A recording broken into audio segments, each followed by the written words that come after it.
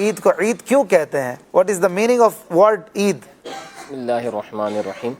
لفظ عید جو ہے یہ عود سے نکلا ہے، اور عود کہتے ہیں واپس آنے کو۔ اچھا، اور چونکہ خوشی جو ہے وہ لوٹ کر واپس آتی ہے تو اس لیے اس کو عید کہا جاتا ہے۔ اور کفار مکہ میلے جو ہے وہ لگایا کرتے تھے، تو اس میں وہ خوشی کیا کرتے تھے، سالانہ ان کے یہ ایونٹس ہوا کرتے تھے۔ تو صحابہ کرام نے نبی کریم صلی اللہ علیہ وسلم سے اس کے متعلق پوچھا، تو آپ صلی اللہ علیہ وسلم نے وحی کا انتظار فرمایا، اور پھر اللہ تبارک و تعالیٰ نے یہ 2 عیدیں مسلمانوں کو عطا فرمائی۔ تو اس پر خوشی کرنے کا جو ہے حکم دیا گیا، خوشی کو ظاہر کرنے کا حکم دیا گیا۔ تو یہ اللہ تبارک و تعالیٰ کی طرف سے مومنوں کے لیے انعام ہے، تو اس لیے اس کو عید کہا جاتا ہے کہ خوشی جو ہے وہ واپس لوٹ کر آتی ہے، اس لیے اس کو عید کہتے ہیں۔ اچھا، عید عود سے ہے۔ عود سے ہے، ٹھیک ہے۔ قرآن پاک میں بھی اس کا ذکر ہے کیا؟ ویسے تو یعنی عید الفطر کا بظاہر ذکر ہمیں تو نہیں ملتا، ویسے نہیں، لیکن عید کا ذکر تو ہے، ایک عید ہے۔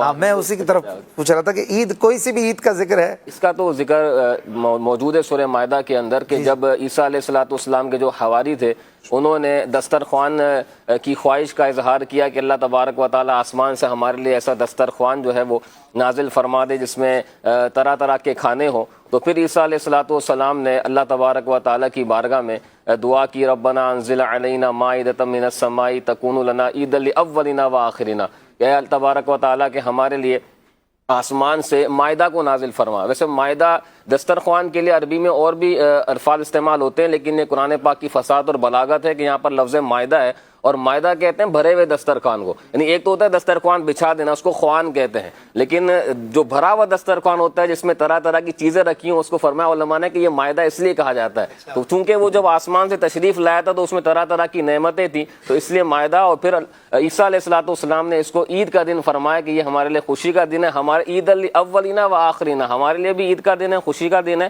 اور بعد والوں کے لیے بھی یہ خوشی کا دن ہوگا۔ سینکڑوں لوگ انلیگل بارڈر پار کر رہے ہوتے ہیں، ان میں مر بھی رہے ہیں، محتاج ہو رہے ہیں، معذور ہو رہے ہیں، قید میں جا رہے ہیں، جیلوں میں جا رہے ہیں، پتہ نہیں کیا کیا یہ کر رہے ہیں۔ میں آپ کو ایک مشبات دوں، اس وقت دنیا میں مہارت کے ویزے ہیں، جی ہاں، لاکھوں ویزے، لاکھوں، ایون کہ پلمبر کو ویزا مل رہا ہے، کارپینٹر کو ویزا مل رہا ہے، مینٹیننس، ہاؤس مینٹیننس کرنے والوں کو ویزا مل رہا ہے، لیگل ویزے مل رہے ہیں، کمپنیز ہائر کرنے کے لیے تیار ہیں، اور بھی بہت سارے شعبے ہیں۔ میں اگر گنتی کرواؤں آپ کو تو باقاعدہ اس کی پوری ٹریننگ ہوتا ہے، محنت کرنی نہیں ہے، اور کہہ رہے بس یوں ہی چلے جائیں گے۔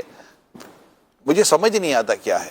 اور جب یہ بھی بتا دو جو انلیگل جاتے ہیں نا، یہ ڈاکیومنٹ کے نام پر پھر یہ 8 اور 10 سال تک اپنے ملک میں نہیں آ سکتے، اور 10 سال تک ان کو ڈاکیومنٹ بنانے میں لگ جاتے ہیں۔ اب جب کچھ کھڑا ہو بھی جاتا ہے، 10 15 20 سال کے اندر کھڑا ہو بھی جاتا ہے، تو اتنا قرضہ اتارتا ہوتا تو اس کی کمر مزید ٹیڑھی ہو جاتی ہے۔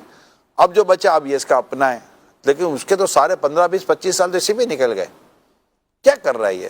میرا کنسرن یہ ہے کہ ہمیں اپنے ملک میں رہ کر محنت کر کے کمانا چاہیے۔ آپ بہت اچھا کما سکتے ہیں، 24 کروڑ کا ملک ہے، اس میں کیا سارے کے سارے بدحال ہیں؟ نہیں۔ کہ سارے کے سارے مطلب کہ بھاگنے کے چکر میں رہتے ہیں؟ نہیں۔ آپ ان کو کچھ بھی کر دو وہ نہیں بھاگ رہے۔ بولے یہاں جو یار ہم جو نمازیں پڑھ رہے ہیں، عبادت کر رہے ہیں، نیکیاں کر رہے ہیں، اور یہاں جو ہمیں موقع مل رہا ہے، ہماری فیملی، ہمارے والدین ہیں، ہمارے بیوی بچے یہاں پر موجود ہیں، ریلیٹیوز ہیں، عید منائیں یہاں پر۔ آپ دیکھیں عید کیا بولتی ہے یار، اپنے ملک کی عید ہوتی ہے، ٹھیک ہے نا؟ تو وہاں مطلب کہ نہ کوئی خوشی میں آپ کے ساتھ ہے، نہ غم میں آپ کے ساتھ ہے، تو بڑا مطلب کہ عجیب ہے۔ تو بس یہ میں تو یہاں جب تک کہ کوئی ایسی خاص مجبوری پریشانی نہیں آ جاتی کہ جس کے لیے واقعی آپ کو لگتا ہے کہ یار مطلب کہ چارہ نہیں ہے، تو یہ ایک الگ ٹاپک ہے، لیکن میکسیمم بندہ کوشش کرے کہ اپنے وطن میں ہی رہے اور یہیں پر اپنے چیزوں کو بہتر کرے۔